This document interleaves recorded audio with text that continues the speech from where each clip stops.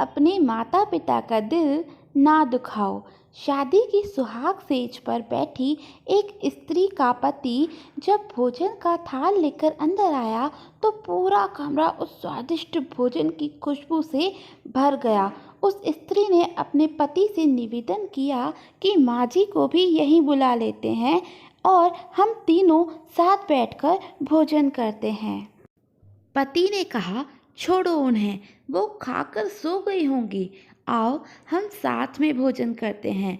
उस स्त्री ने पुनः अपने पति से कहा कि नहीं, मैंने उन्हें खाते हुए नहीं देखा है।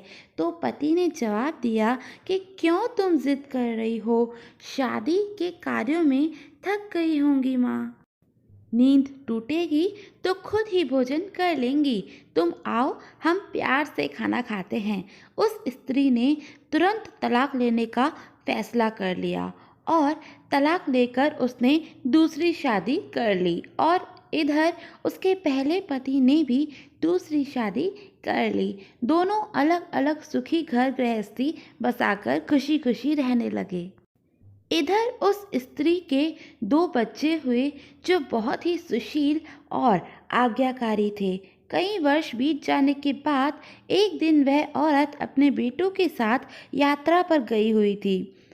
एक जगह तीनों माँ बेटे भोजन के लिए रुके और बेटे भोजन परोसकर माँ से खाने की विनती करने लगे।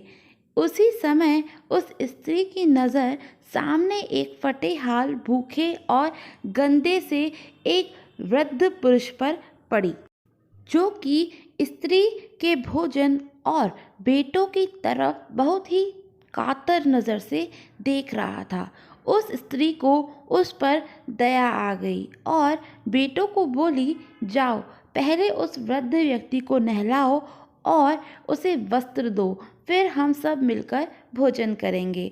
बेटे जब उस वृद्ध को नहलाकर कपड़े पहनाकर उसे उस स्त्री के सामने लाए तो वह स्त्री आश्चर्यचकित रह गई।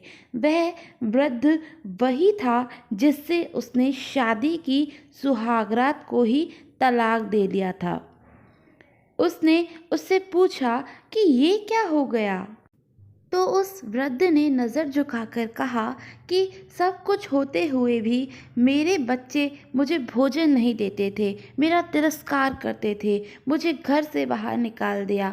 उस स्त्री ने उस वृद्ध से कहा कि इस बात का अंदाज़ा तो मुझे तुम्हारे साथ सुहागरात में ही लग गया था, जब तुमने पहले अपनी बूढ़ी माँ को भोजन कराने के बजाय उस स्वादिष्ट भोजन की थाल लेकर मेरे कमरे में आ गए थे और मेरे बार बार कहने के बावजूद भी आपने मेरी बात नहीं मानी।